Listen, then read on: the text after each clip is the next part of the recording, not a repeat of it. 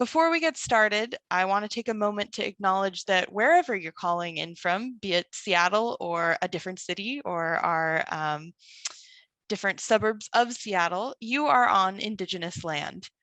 At MOHAI in the South Lake, what's now called the South Lake Union area, we are on the historic and contemporary lands and waters of the Duwamish, Suquamish, and all Coast Salish people.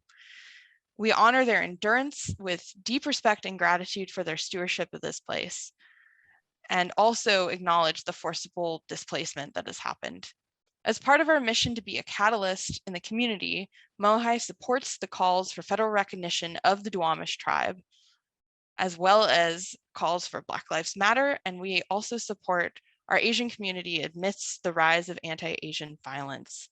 As a history museum, we have the rich resources of the past to guide us as we understand the present.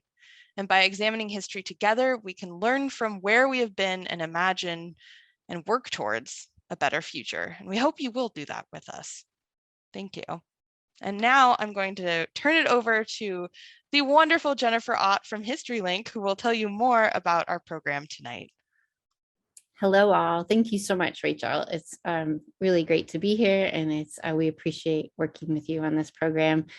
So I'm Jennifer Ott. I'm the Assistant Director of HistoryLink, and I am also a white woman with blondish brownish hair and blue eyes, and I am wearing also my cozy warm sweater, gray, in true Seattle form. We're going for those beige tones. And I'm in my home office, which has lots of books stacked up behind me. These are the ones I've actually read, so there we go. And tonight I am very excited to be hosting this panel discussion about the Teen Dance Ordinance and youth political action. I was telling the group earlier that this topic came to mind out of our work on the book Seattle at 150, which we worked on 2 years ago, I guess, with the Seattle Municipal Archives. And I was just really struck as we worked on that project with the breadth of action that youth took in order to really undo a policy that was well-intentioned but had a really harmful effect on teens and the teen music scene. And so I'm excited to hear the conversation tonight. And I'm going to have our panelists go ahead and turn on their cameras, and I'll welcome them. And I'll have each of you introduce and describe yourselves. So let's see, starting on my little screen here. Greg, you are at the top there. Can I have you introduce yourself first? You betcha. My name is Greg Nichols. I'm a former mayor of Seattle. I'm an older white male with a white beard to match. I am at home in my home office with lots of things around me that remind me of the wonderful history of our city. Thank you. Welcome. And Libby, can I have you introduce yourself next? Sure. I'm Libby Hopfoff. I'm the audiovisual archivist for the Seattle Municipal Archives, and I'm also the program director for Movie and Image Preservation of Puget Sound, or MePops. And I am short, which you can't really tell from this position, and I have short curly brown hair and blue eyes, and I'm wearing a white long sleeve shirt, also in preparation for winter. And I am in my home office, also surrounded by lots of knickknacks and different things, plants mostly, and electronics. Awesome, thank you. And Ricky, can you introduce yourself, please? Sure. Hey, everybody. I'm Ricky Grabowski, he, him, Executive Director of the Vera Project. I am a white man. I'm wearing a light gray Vera Project sweatshirt and a green hat with a very spooky ghost on it. And my background is pretty sparse spare room with a Jeff Rosenstock, a punk band Worry poster up on the wall as well. Nice. Thanks so much. And so I'm going to pass it over to Libby to give an overview of the history of the story we'll be discussing tonight, and then she will moderate our panel. And then I'll come back on to do the question and answer session. So be sure and put your questions in the Q&A for the panelists as we go along, so that we can pull those together and have a great discussion following their discussion. Thanks so much. And I'm going to exit stage left. Thanks. Thank you. Yeah, I am Libby Hophoff, and yeah, before we dive into the panel discussion, I'm just going to run through a brief history of the Teen Dance Ordinance and the impacts that it had on youth in Seattle. It's kind of a complex, sprawling issue, so in order to fit it into like a neat little package prior to the discussion, I don't dive too deep into every single nitty-gritty aspect of it, but there are lots of resources that I'll show you at the end in case you want to learn more on your own. And just really quick, like I said, I'm the audiovisual archivist at the Seattle Municipal Archives, and we are part of the city clerk's office at City Hall. And our mission is to support the goals of the city of Seattle and the citizens of the city by identifying, acquiring, arranging, describing, preserving, and making accessible for the use of city agencies, scholars, students, and the general public, the records of enduring value created by or received by city agencies and elected officials. The Teen Dance Ordinance sort of went through several different iterations. The Seattle community battled over it for almost 2 decades. And from its inception in 1985, the city's controversial law passed severe restrictions on local venues, which limited the ability of underage patrons to attend concerts, which had a negative impact on local musicians and the local music industry. While early attempts to repeal or replace the law were unsuccessful, in 2002, the Seattle City Council approved the All-Ages Dance Ordinance, which replaced the TDO. I'm going to use those abbreviations a lot, TDO, AADO for Teen Dance Ordinance and All-Ages Dance Ordinance. So just so that you know what they stand for. So prior to the TDO in 1985, a similar law was enacted based on a recommendation from the Seattle Chief of Police. And on July 19th, 1967, the Ordinance 95958 was signed into law by Mayor Brahman, and it regulated teenage dances, established a teenage dance advisory board, and provided for the issuance of permits for venues hosting related events. And overall, the ordinance was fairly vague and not strictly enforced. So between 1977 and 1985, teen dances and musical events were largely unregulated in Seattle. In the early 1980s, Seattle youth had access to a wide array of teen music venues, as clubs like Club Mecca and Club Broadway provided thriving weekend hangouts throughout the city.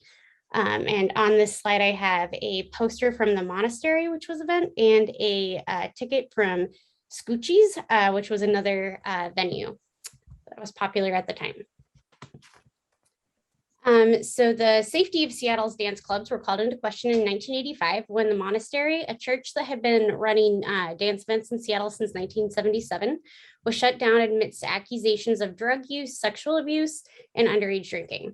It remains unclear whether or not the Monastery was actually guilty of these crimes. Others described the venue as a diverse and inclusive space where teens felt that they could be themselves. Some accused city officials of targeting the venue based on bias against BIPOC and LGBTQIA teens, as well as youth experiencing homelessness, which made up a significant portion of the Monastery's clientele. At the time, the Seattle PI noted how local clubs became a convenient scapegoat for parents frustrated with rock and roll in the city and the problems of teens. Regardless, the controversy surrounding the Monastery led to civil action declaring the venue a public nuisance and required it to close. This served as a catalyst for Seattle City Council member and future Mayor Norm Rice to propose legislation for the city to regulate teen dances. And the Teen Dance Ordinance was changed and became Ordinance 112373, and it was passed by the City Council on July 29th, 1985. It was later amended to broaden the exercise of police force because the city decided that this was such a public problem that they needed to regulate teen dances. So the provisions that were included in the Teen Dance Ordinance were that underage dances, allowing those under 18 to attend, could only admit patrons ages 15 through 20 unsupervised. Anyone younger than 15 would require a parent or guardian chaperone, and anyone older than 20 would need to be accompanied by a youth, or need to be accompanying a youth under 18. and to provide security to off-duty police officers were required on the premise, with one off-duty police officer outside to patrol the area. $1 million in liability insurance was required, and nonprofits and schools were exempt from these restrictions, meaning regardless of whether or not the monastery was guilty of the crimes of which it was accused, it would remain ironic that lawmakers used the venue as justification for the TDO's creation and retention, when in reality, it would have been exempt from the law's regulations. These requirements significantly reduced opportunities for teens to attend dances or concerts outside of school due to the liability and costs required for promoters, which led to reduced attendance and profits for local bands and venues, and in turn caused bands to stop booking shows in Seattle. The vague language in the law's definition of what constituted a dance led to confusion. Critics believe that the police overstepped with their interpretation of a concert with a dancing crowd as a dance, which was regularly cited when they shut down such events. Several journalists in the early 2000s speculated that Seattle's reputation of standing still and observing at shows was a result of attendees trying to avoid the appearance of participating in a dance. There were sort of two sides to this. The proponents believed that the ordinance would protect young patrons from predators and prevented underage drug and alcohol use. And then the opponents argued that the law crippled the inclusivity of the Seattle art and music scene and encouraged teens to travel elsewhere in the state to attend shows where presumably drug, alcohol, and predators could be present. The insurance was unaffordable for venues, and the risk of fines for violating the TDO caused many to avoid hosting any shows not billed as 21 plus, which established a significant financial barrier that most local promoters of all ages events could never overcome, and effectively put decisions of which functions would be allowed to proceed under the control of the Seattle Police Officers Guild, which had veto power over any events its officers might work at. Community fears of uneven application existed, and negative attitudes within the Seattle Police Department regarding local venues that featured hip hop and R&B. The TDO disproportionately impacted youth from Seattle's LGBTQIA and BIPOC communities, as they were already wary of interacting with law enforcement due to rampant discrimination, and felt that hiring security would negatively impact their community's public safety. And on this slide, I have a flyer from one of the protests, as well as a logo for a group I'm just about to talk about. Two local organizations were created with the purpose of repealing the TDO. One was the Joint Artists and Music Promotions Political Action Committee, or JAMPAC.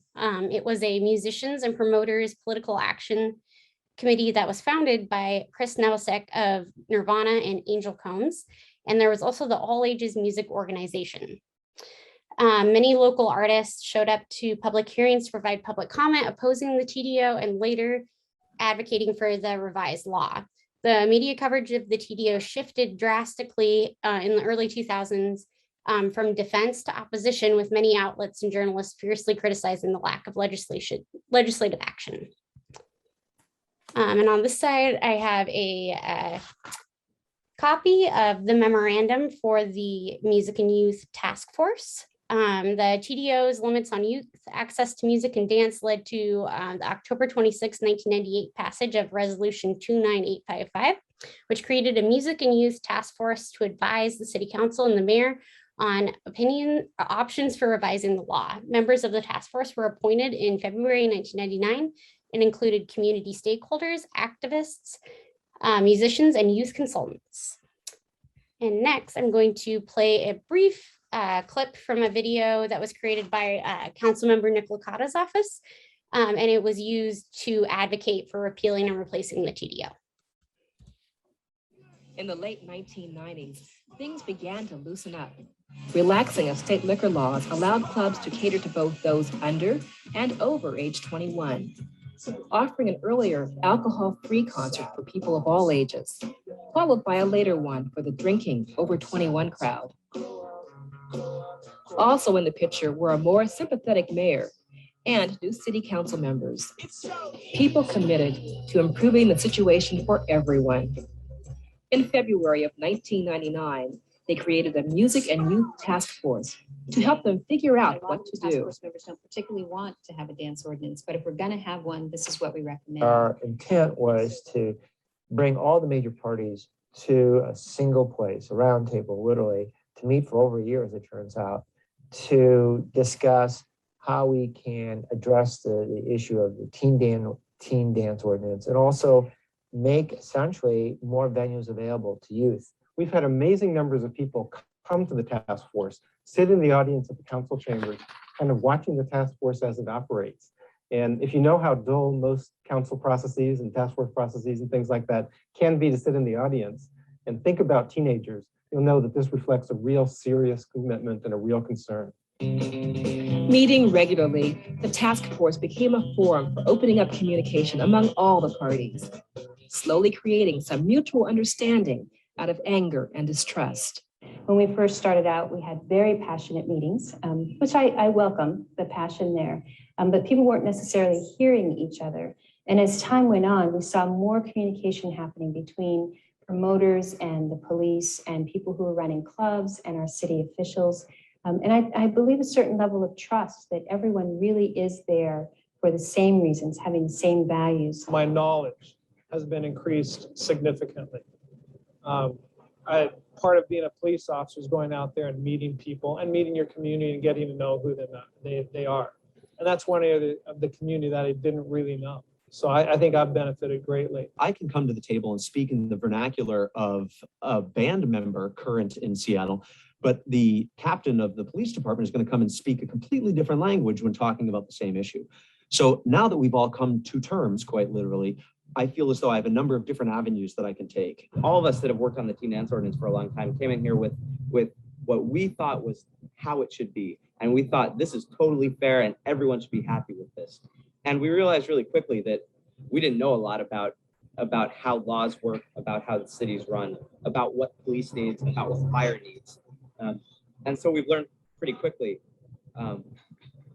the harsh, brutal reality of the political process. It's been amazing, the commitment of the people, both from the city and the people who volunteered and were appointed to be on the Music and Youth Task Force.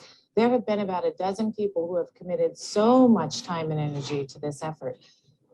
What I have learned is that it takes a long, long time to change a city ordinance. So the Youth and Music Task Force convened 14 times over a period of 14 months.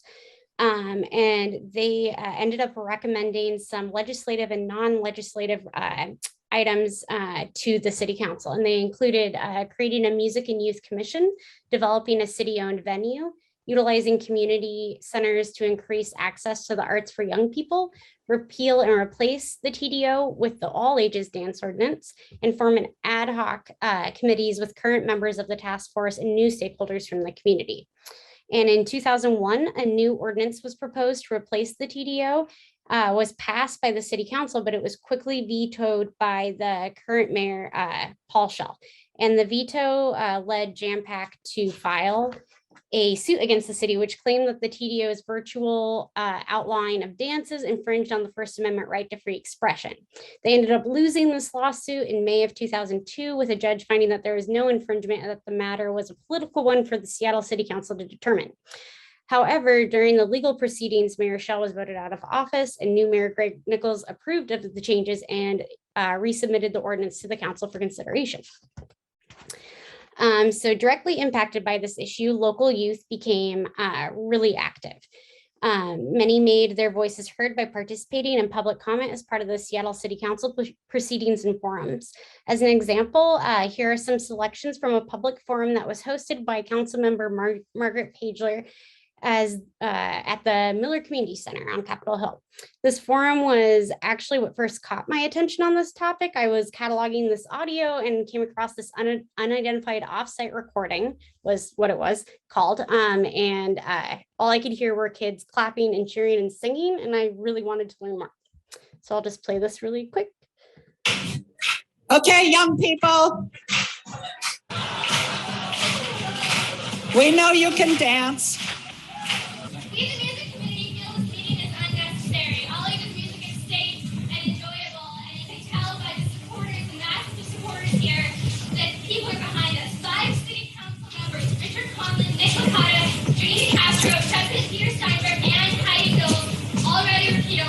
Dance Ordinance and passed the All-Ages Dance Ordinance in August 2000. After an 18-month public process, it was vetoed by Mayor Paul Schell.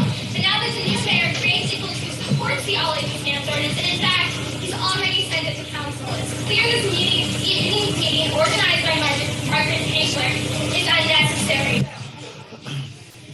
I'm glad they're not my constituency.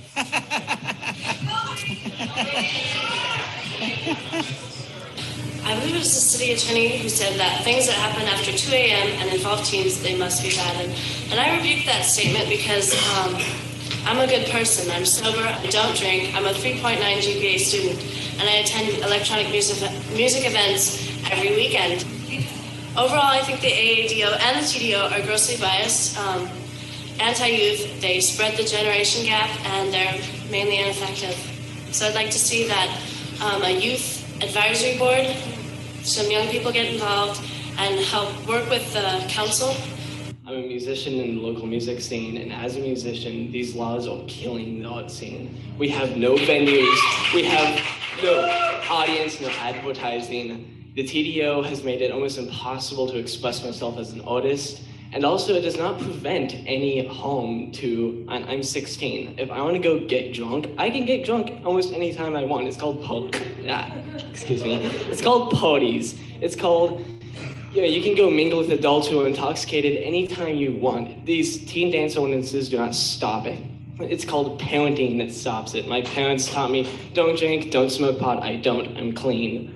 And that's the point I want to drive home, that it's just a totally redundant legislation. More venues, the more things to do, the not drinking, or not drugs, the less drinking is going to be, period. It doesn't matter with legislation. If we need new roads, if we need something like that, we find a way to come up with the money for it. We need to do the same things for our teens and for the youth. Boy, I'll tell you, if I knew this is how you got kids engaged, I'd have done this a long time ago. Because I'd like to see young people get more involved with their government, more involved with the community, and do a lot of things. The ordinance we have now, it's not really good. And you guys are right when you say that we, the elders, are failing you. We're not allowing you the space to be who you are and to participate in this community. And that's the truth. So unfortunately, that one is an example of when recordings from the city aren't always fantastic. There was not a professional audio recorder. It was usually just one person for a very long time. Her name was Trudy, and she did her best, but audio is not always great. Meanwhile, while this was all happening, the TDO led to new opportunities to fund a community-based organization based on the recommendations from the task force, catering specifically to an underage crowd to cultivate a love for music and art, with the Vera Project as a prime example. The Vera Project is a Seattle nonprofit founded in 2001 in direct response to the dire lack of all ages popular music concerts, and resulting in the advocation for this in the first place. The Vera's first 2 years were spent producing all ages concerts in rented halls with the support of the music industry, local foundations, the city of Seattle, and hundreds of volunteers. In December 2000, City Council member Richard Conlon convinced the rest of the City Council to support the Vera Project despite the possibility of the mayor's veto, and secured them $25,000 for the organization. And then on January 27th of 2001, the Vera Project used the money to open Seattle's first all-ages venue called Local 46. And in 2002, the Vera Project moved to its full-time space downtown at the Seattle Center, just as the TDO was officially being changed. The revised law, which was Ordinance 1208889, passed the Seattle City Council 6-2 on August 12, 2002. After the vote, Krist Novoselic said that this fight has been for an inclusive music scene. We're for safe, supportive entertainment options for young people, and this is all we've wanted. The new All-Ages Dance Ordinance, written by members of the Music and Youth Task Force, eased the restrictions on youth events, and the New provisions included a clear definition of what a dance was, and that was defined as an event where dancing is the primary activity intended, allowing all ages events to occur absent any alcohol served. There was a security adjustment, which required only the requesting of off-duty police officers at an event to be granted by the Seattle Police Guild. And there was the elimination of the $1 million insurance requirement. In a written statement, Mayor Greg Nichols responded to the council's action by saying this new measure promotes common sense regulation, allows young people to attend all ages dances, and ensures that there are adequate safety provisions in place. Let's dance. So if you want to learn more about the TDO or the AADO, we have an exhibit on the Seattle Municipal Archives website that has links to those, to all the city council meetings and hearings that were involved, and as well as a bunch of other things. And then there's also a really great website called the Teen Dance Ordinance Project that was created as a final project for an academic program at the Evergreen State College. And the author had some prior involvement with the social movement organizations. And they ended up creating this archive, and it has a very thorough outline of all of the articles and different items that were all involved. So now we're on to the panel discussion. So the first question I have is for Ricky. When the TDO was in place, what was the youth culture at the time, and what made all ages clubs so popular? There's a lot to that. I guess where I'll start is young folks felt completely left behind. That's kind of the heart of what was going on with young people in the music and art scene in Seattle. Seattle started kind of blowing up as a cultural hub, as a place where music was coming from on a national, even international scale. And young people weren't a part of it, even though young people created it. All the folks that popularized the Seattle music scene came from the punk and underground hip hop scenes and warehouses and DIY spaces back in the 70s and 80s that built up to this concept of grunge that was, you know, a product of this incredible youth arts culture in Seattle that existed despite regulations, that existed in the margins, just like it still does to a certain extent today. And young people were, I think, increasingly angry just seeing Seattle finally get the credit that it was due for being a great community of musicians and artists, but not you know, earning their place within it, even though they had helped build it. So I think there was so much excitement on what could be done and what foundation had been built and where we could take it as a community, but there was not enough access and a lot more anger that just continued to grow and grow up until, you know, it kind of came to a head with a lot of these organizing movements. Yeah, that continues to strike me just how devastating that. I mean, I wasn't impacted by it directly because I lived outside of Seattle, but just I feel like that would be so frustrating for those kids to have created a scene and then be kicked out of it. Yeah, absolutely. And how was the music scene evolving? And did that actually involve changes in the atmosphere and the safety of the shows, like as the TDO was put into place? Yeah, I think it was getting bigger and bigger. I mean, that was the case everywhere to a certain extent. For better or worse, larger and larger companies got involved in music scenes. Venues were getting bigger. There were more of them. There was more labels. There were hopefully a positive exposure from having so many people have more access to music and more access to smaller bands.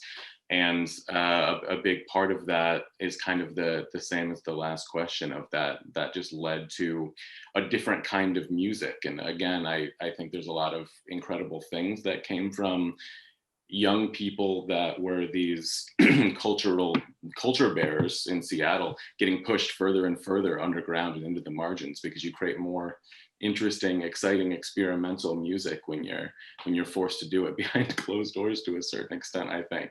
Not to say it was a positive thing, but it just creates this adversity, this marginalization that the music was always about to begin with. So young folks trying to create this new outlet and connect with this incredibly fast, very capitalist growing scene in Seattle, again, just brought up this impasse. The next question I have is for you, Greg. Was it unusual that city government got involved in regulating all ages clubs? No, it wasn't. Let me just talk a little bit about the history, going back a little further than Ricky just has.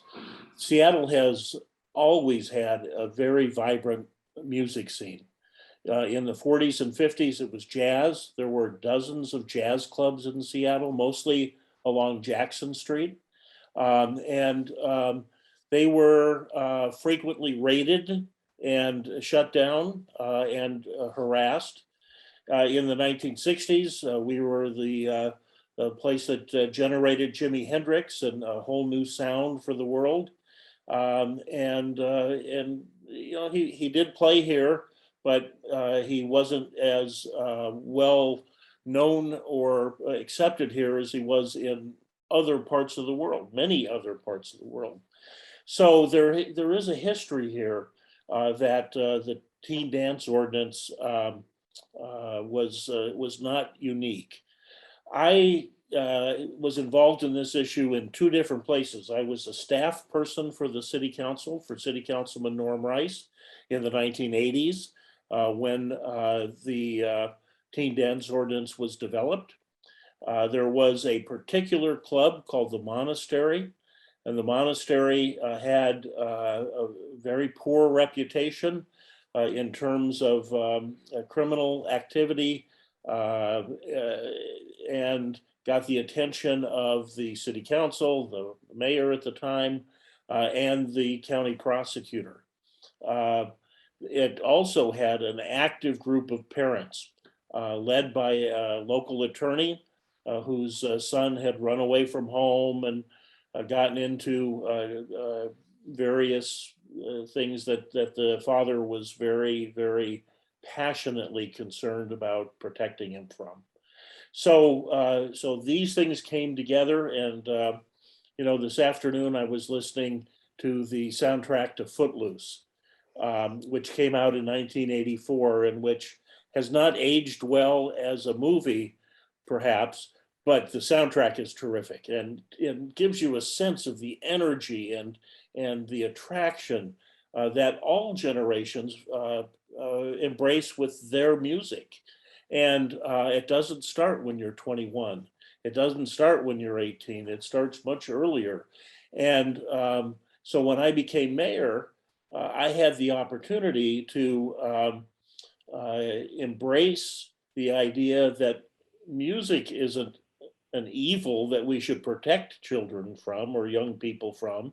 It in fact is part of our culture and a place we want our young people to engage. So we did a number of things. One, we resubmitted the All-Ages Dance Ordinance, which made it possible for there to be venues that could be successful. We worked with the Music and Youth Task Force that had been created, resubmitted the ordinance and got it passed. We created an Office of Film and Music, and in fact, we stole the director of the Vera Project, the first director, to head up the Office of Film and Music. We started a Mayor's Youth Commission and did an annual youth town hall so that youth had a sense that they were being listened to. And a number of folks, in fact, a current member of the city council was a member of the Mayor's Youth Commission back in those days. So it was a way for us to engage youth in allowing people to dance, but also in kind of having a say over what rules would be applied through our city government. And I think that the one thing about the Teen Dance Ordinance, and it wasn't intended, but that was positive in my opinion, was that it created this youth action. It created a sense that we are being left out and shut out, and we need to make our voices heard. Because of that, the Vera Project started in the year 2000, was very effective in making the city council and at least this new mayor aware of what some of the struggles were to provide this cultural activity. and to encourage youth to participate in making music and enjoying music and dancing. So unintended as it was a positive aspect because the ordinance was so bad. It was such an overreaction to a bad situation, but it was an overreaction that needed to be corrected. And I think that the political action that it engendered has been a positive that we still feel today.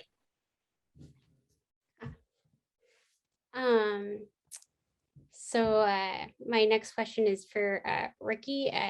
How did the youth get organized to protest the ordinance? And were they a new voice in city government affairs? I guess Greg kind of answered part of that one, but from your perspective. Yeah, no, absolutely. Greg answered that better than I could as the person that was on the other side of that back in the day. I think what I'll touch on is just how important that youth-driven community movement is. Like, yes, it was about dancing and having access to arts and culture for young people and being able to build the culture that they were already technically a part of in different ways that they were just being taken advantage of. But the movements haven't started. I think Greg's absolutely right that kind of youth activation in the city has continued. The issues haven't gone away. That time period was a massive step in the right direction, absolutely. But even today at the Vera Project, we're still fighting every single day. Young people just having access to art is still a fight and always will be. All ages shows is still a fight and hopefully won't always be.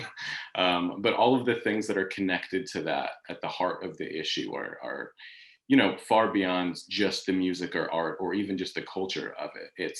It's about youth having a meaningful place in community, about the sociopolitical realities that young people and folks that are marginalized in Seattle and beyond go through, and how music has been such a powerful tool for them to express those ideologies and to change policy and to organize and build movements for the equity that they're actually looking for in society as a whole.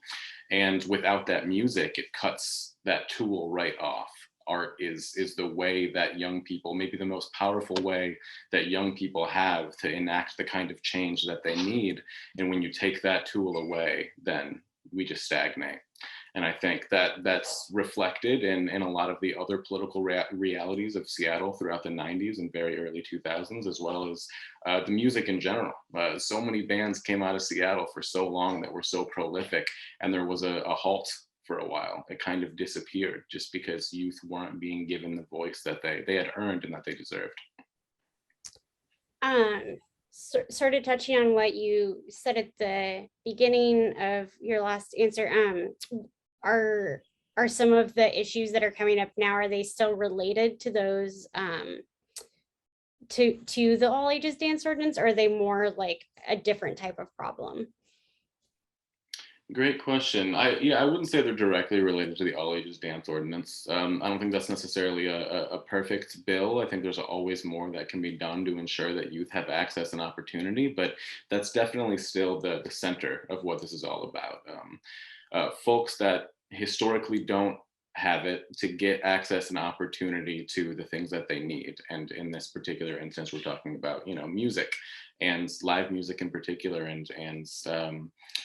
I think we're facing the same issues in an entirely different way. It's not necessarily an ordinance that's holding folks back, or at least it's not an ordinance specifically related to music or nightclubs.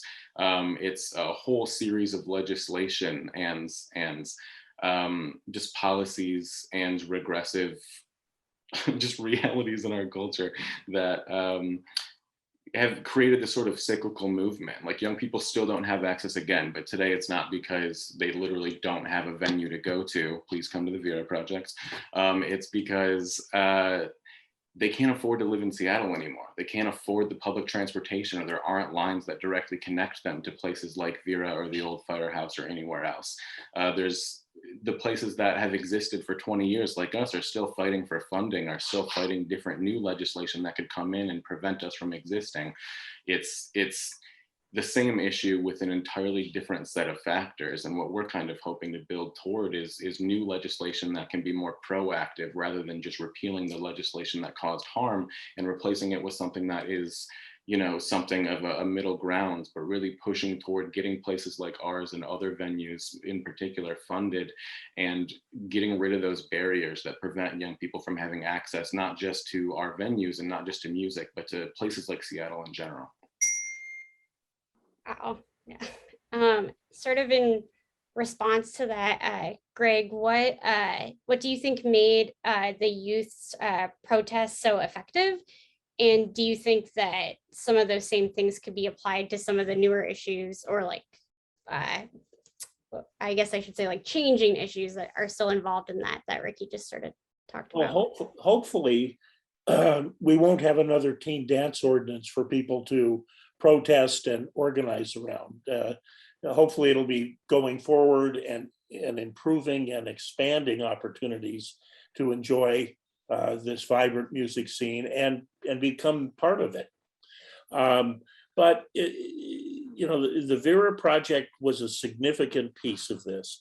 It was created because of the Teen Dance Ordinance and to try and find a way to create a venue for young people to enjoy music and dance.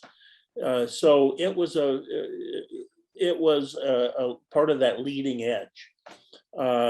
The youth commission that we created, we gave access to all of the department heads. They met with the chief of police, the head of the fire department, the building department, the Seattle Center, on down the line, and then we asked them to give us their ideas around what needed to change to make this a better city for young people. So it's a matter of conversation and communication, so that the folks who are making the decisions, who tend to be, well, not quite my generation, but in between,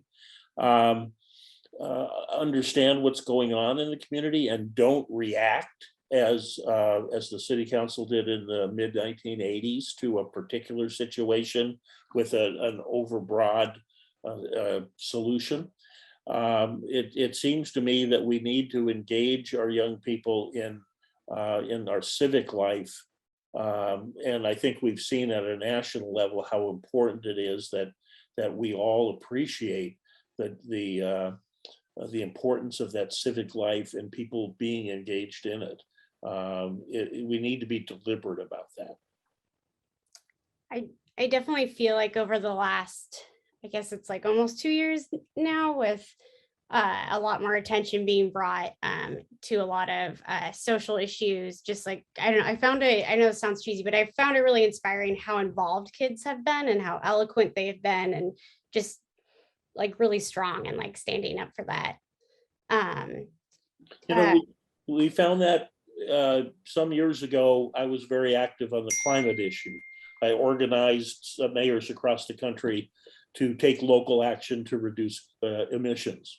And the strongest support I got was from high school and college students who understood that it was an issue that was going to affect them the rest of their lives, and that the decision makers were people who were going to experience it for a much shorter period of time.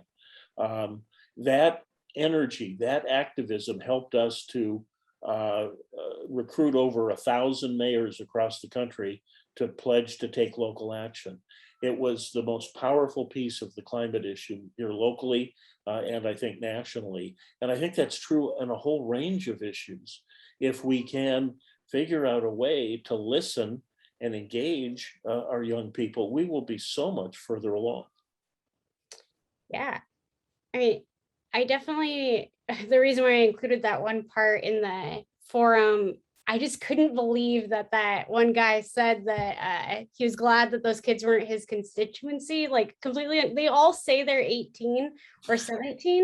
And it's like, they're going to be part of your constituency. Right. The short-sightedness of that. Like, so it seems like we've sort of moved somewhat past that and like actually being willing to listen to kids and not just like dismiss them. But I mean, there's always room to grow and change when it comes to that. What do you remember the youth doing that led to bring them in to like participate in the forums and different platforms? Well, when we created the Mayor's Youth Commission, which still exists, although in a somewhat different form these days, I understand. Oh, really? Yes.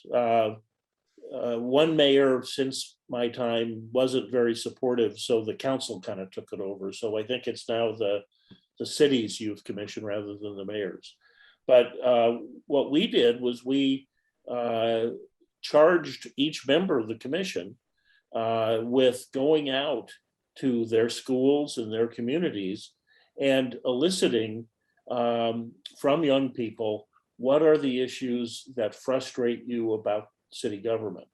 And then we focused our town hall around what those ideas and proposals were, and we followed up on many of them. So again, that gave folks a chance to have their voice heard, but also see some action as a result of having spoken out.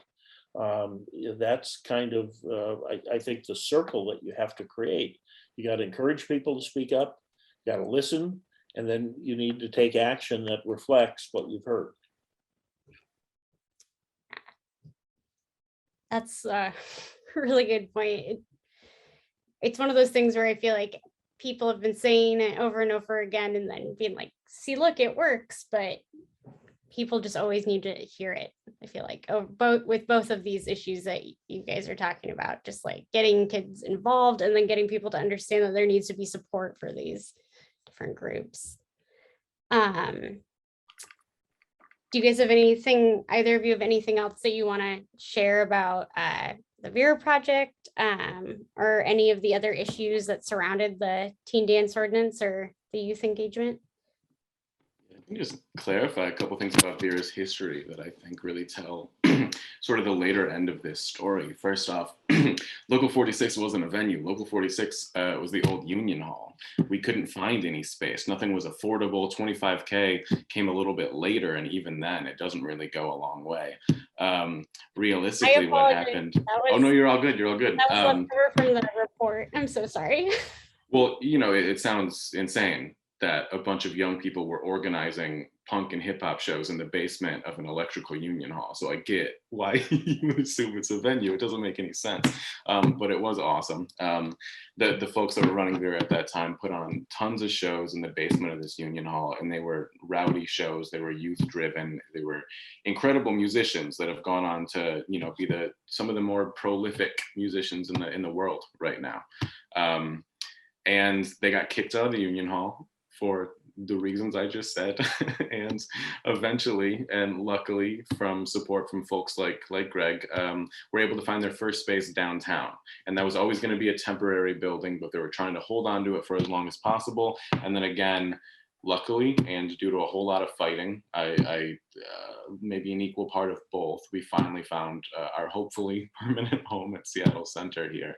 And things have been a little bit easier since then, but you know, something comes up in every sort of generation of Seattle and every generation of Vera that puts that to a certain extent at risk. We're a lot better at fighting now. The Vera Project is youth driven, not just in sort of name and not just because of our music and shows and the access, but our entire programming and leadership structure is democratic, based on the young people that lead individual committees that are broken down that way.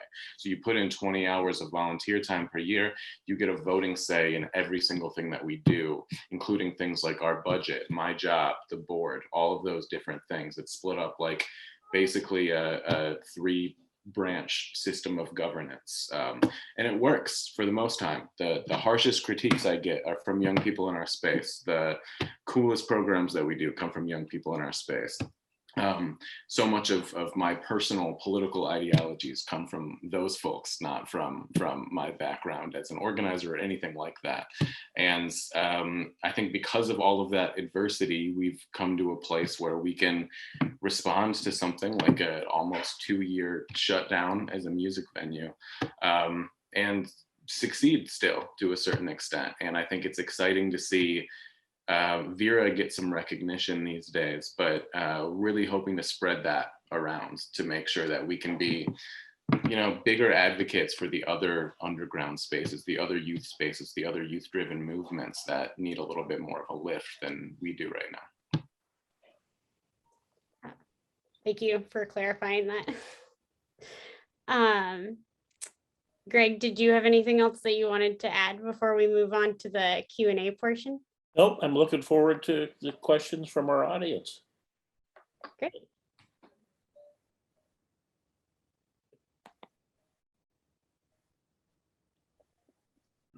There we go. Now I'm not muted. Thank you so much. That was absolutely fascinating. What a era of Seattle's history. And so I have a couple questions from the audience here. The first is, Greg addressed this a little bit, but I'm not sure, Libby and Ricky, if you could answer this too, is Ray Stave, I'm sorry if I'm mispronouncing your name, is curious if anyone on the panel was a young person at either end of the TDO, either its passage or its repeal, and what was that like? Was it on your radar? I'm sorry, Stovey. He just told me how to pronounce it. Ray Stovey. Thank you. Well, I was relatively young in 1985 at the front end. And I was in some of the rooms where the conversations were taking place. And I would say that the intent of the council was a good intent. It was to protect young people who they believed were being abused at this one venue. It was a vast overreaction. I thought so at the time. And I was lucky enough 15, 16 years later to get the opportunity to step in and try and address it in a much more positive fashion. So yes, it was on my radar. I wasn't in the affected age group. I was, I think I turned 30 that year. And I had young children. My boss, Norm Rice, had a teenage son, and he was very concerned with the issues around young people at the Monastery, the club in question, and spent time with the organizer of a group called Parents in Arms, that were the activists who proposed the Teen Dance Ordinance and many of its provisions. Interesting. How about Libby or Ricky? Do you have anything to add? I lived in Duval, so I was pretty far outside of Seattle. But I did start going to shows when I was like 12 and 13. And so I directly benefited from the, like one of the responses that I think Ricky touched on briefly, that Kate Becker worked on before the Vera Project, was the old firehouse in Redmond. And I went to so many shows there. I was actually earlier trying to find, I still have all my flyers and stuff because I was an archivist at heart always. Runs deep. But I mean, I loved going there, and I don't know, I mean, that was like 30 minutes from where my house was. And so like having access to something like that was incredibly beneficial to me, and like really an exciting place to go. My parents felt comfortable dropping off my sister and I there, and later having me drive us there.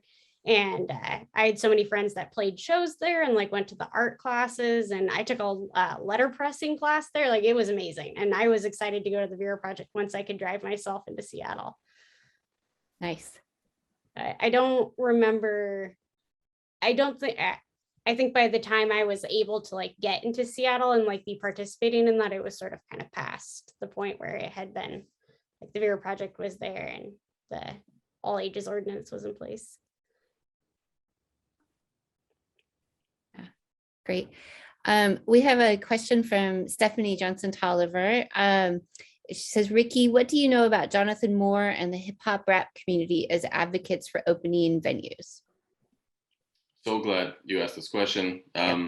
I can't share a ton of info about Jonathan Moore in particular, or any of the sort of background with words there, but I think I can speak to the reality of sort of the background of the TDO leading up to sort of today and that legacy as it relates to Vera.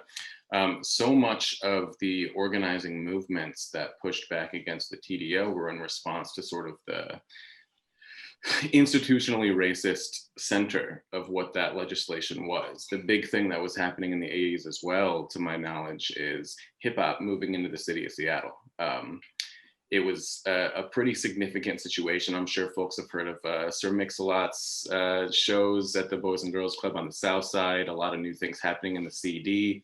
But we mentioned Jimi Hendrix earlier a little bit, and just going through the past of Seattle. There's a reason that he hated playing here and would not be psyched to have his statue up necessarily in a city that wasn't hospitable to him. But that was the reality of the hip hop scene. They were the center of the organizing movement in the very beginning, and led to, you know, helping facilitate Vera as well in a very significant way. It was inspiration in a lot of ways from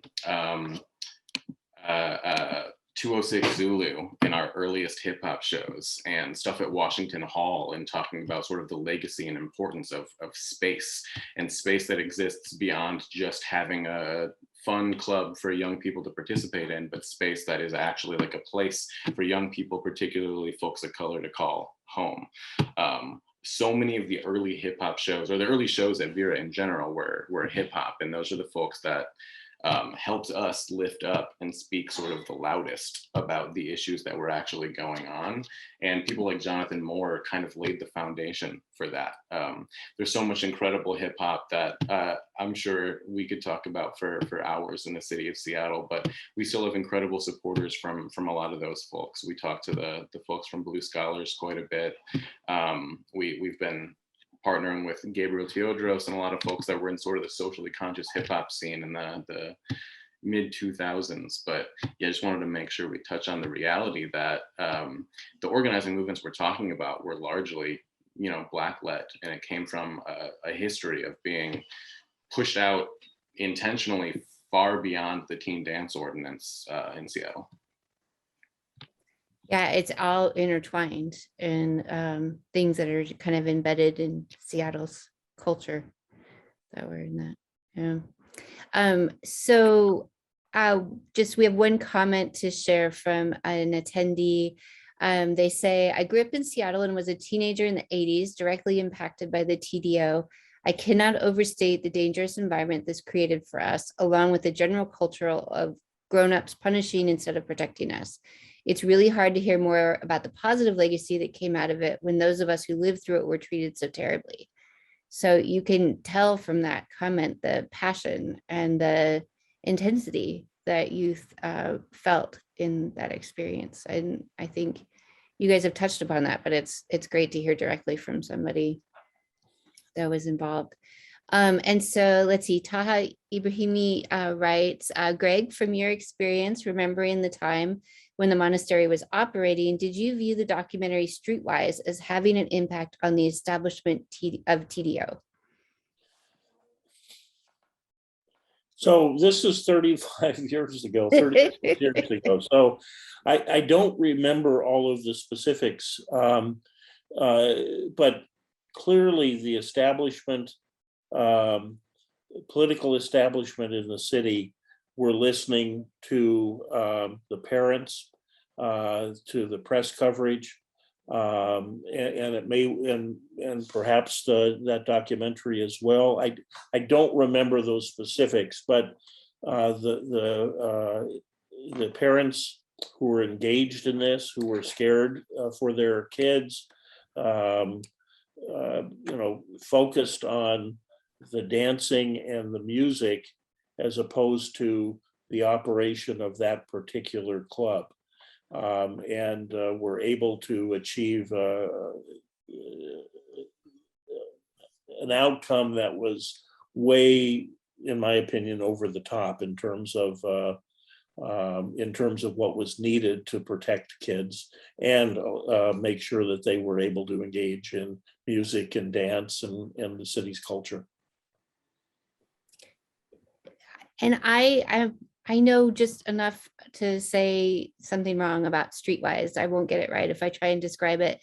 It's been so long since I saw it. Can anybody describe, and there was another question about what exactly was going on at the monastery. And I guess you could probably imagine most of what the accusations were, but does anybody want to kind of give a more full description of what were the charges against the monastery and the scene in general, and then how that overlaps with the Streetwise? Does anybody have enough background to answer that one? Libby's got her hand up. I actually hadn't heard of Streetwise until a couple days ago when I've been determined to try to figure out if all the accusations that happened with the monastery were like how much of it was real and how much of it was not. And it's really hard to like split that out.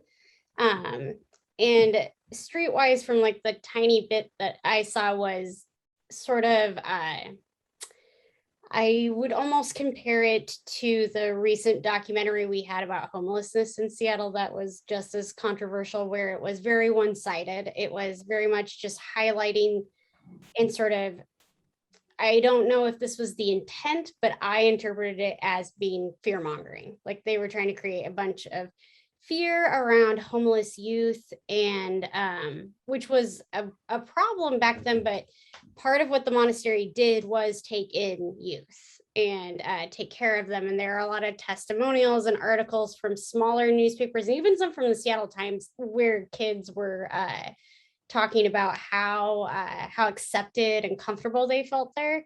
And a lot of them were younger kids that were gay, or they were from the hip hop community, or they were homeless. And so they sort of felt like they were outcasts in the music community, and this place made them feel like they could go there and be themselves and express themselves. But then they were, one of the official charges that they read off was like they wanted to make them declared a moral and I forget what the other, it was like a moral and something else nuisance. Like it was very specific. They wanted them to not be able to operate anymore. And the one guy who created it too also was gay and he was Black. And so he felt like he was being persecuted for doing that. And it happened to a couple of his clubs that he created in Seattle. And then after he started working on venues where he was sort of less prominently known as being one of the creators, like he helped establish Neighbors on Capitol Hill and some other ones in Las Vegas and New York. But yeah, I've never been able to feel comfortable saying 100% all these bad things were happening there. They weren't, but the big ones that they were worried about were a lot of underage drinking and drugs. And then there were rumors of sex trafficking, but they weren't really able to prove that. I mean, it's a place with a bunch of kids, there were drugs. So like, that doesn't seem that surprising, but it's unclear whether or not they were able to fully prove the sex trafficking, because that was the most troubling one, I felt. And it's sort of that thing that that perception, how much of it is based on cultural differences and racism and uncomfortableness with other, I mean, the 80s seems like a million years ago when you think about, I mean, I think about myself and I think about all that I've learned in the last 30 years about the world. But I think this is still an issue, is does uncomfortable for me mean that it's unsafe? And that conversation that we always have to have about how we're defining unsafe and what we're characterizing as unsafe is, I think, an ongoing issue that we have, particularly around youth, because it's very easy to sort of jump to the worst case. So there's an interesting comment I want to read just to make sure everyone sees it. Polly Argo posted it. And it says, this is such an interesting history to hear more about. I went dancing at Club Broadway just before the TDO was put in place, and then spent many years looking at bands through the windows or back doors of bars and playing concerts in the basements of houses. Which I had kind of forgotten that you would kind of loiter near the back doors of bars. And then she says we would drive to Vancouver, BC to see shows. And I had completely forgotten that we used to do that also, which is horrifying to think that we used to drive home from Canada at 2:30 in the morning. So, but we did. That's sort of my experience with the TDO, is that we just headed north because it was 19 and older for the bars there. So that's a really interesting memory jogger there. Thank you. So we should probably wrap up. We've gone a little bit over, but I wanted to give you all opportunity if you had anything you wanted to add in now before we go. I'd just like to say thank you. This has been, for me personally, a walk down a memory lane, some of the earlier parts of my career, and to reflect on a chunk of Seattle's history, some of which we regret and some of which I think we should feel very proud of. The fact that young people in the city organized themselves, advocated for themselves, won a victory, and have been building on that victory with programs like the Vera Project ever since. I think, hopefully, if something were to come up in a public issue like this in the future, there would be a much broader sense of what the community wants and needs are than there were in 1985. Anyone else? I can just finish up by just saying, keep supporting all ages music and art. Keep supporting young people in positions of power. That's the way to prevent things from like the TDO from ever happening again. And it's a way to move forward from where we're at now. Like I've been saying, it's a reality that we're still living in. So many of the shows that young people participate in are from DIY spaces, from warehouses, from the underground. And that's not necessarily a bad thing always, but if we can do more to make sure that those places can be safer and those places can exist in every town. Read in Every Town by Shannon Stewart, one of our founders, one of the things that got me into this kind of work. But yeah, just keep supporting all ages music, local music, and the culture that's built by young people in places like Seattle. Nice. Ricky, can I ask you, is your web URL an easy one to just share? Yeah, it's just the Vera, VERA, project.org. Great. Okay, so go to the city archives, go to the veraproject.org. And Libby, did you want to say anything in closing? I just wanted to thank Greg and Ricky. This has been, I've been really obsessed with this for a while, and there's so much value in hearing like firsthand experiences and stories about it versus reading it and trying to interpret what that meant and figure all those things out. So I'm really grateful that I was able to be a part of this. Great. Thank you so much to all of you. And one last note before I pass it back to Rachel is the Black Heritage Society of Washington State holds Jonathan Moore's collection. So look in the chat. There is a URL that's a little harder to share verbally. Take a look at that, because if you're interested in that story, you could try that. So thank you so much. I enjoyed this immensely, and I'm going to pass it back to Rachel to close us out. Thank you so much. Thank you to our speakers, Greg, Libby, and Ricky. And thank you so much, as always, Jennifer Ott and our partners at HistoryLink for bringing us these fascinating stories. I've sure learned a lot. I can't imagine going all the way to Canada for an evening concert and back in one night. I'm glad that we're able to have more local options. And I do hope that keeps being a thing and that we can continue to support the arts and access to the arts for teens. So thank you. Please take a moment to answer a few questions about this program. We're going to drop a survey link in the chat. We hope to continue to bring you the best in regional history programs, and your feedback matters a lot to us. Also, if you want even more information on the Teen Dance Ordinance, we encourage you to check out our very own teen groups project. Maya, the MOHAI Youth Advisors, put together a podcast, Rainy Day History, and episode 12, I believe, I Need the Volume Higher, talks about the Teen Dance Ordinance. So we'll put that link in the chat. Check that out as well. Additionally, History Cafe will be back again next month. Again, we'll still be on Zoom, and it's going to be looking at the challenges and successes of documenting the pandemic. So same time, same place. Please check us out for that. And if you learned something new or enjoy the work that we do, please consider making a gift or becoming a member of the museum to support future programs and help us sustain the museum beyond the impact of the pandemic closure.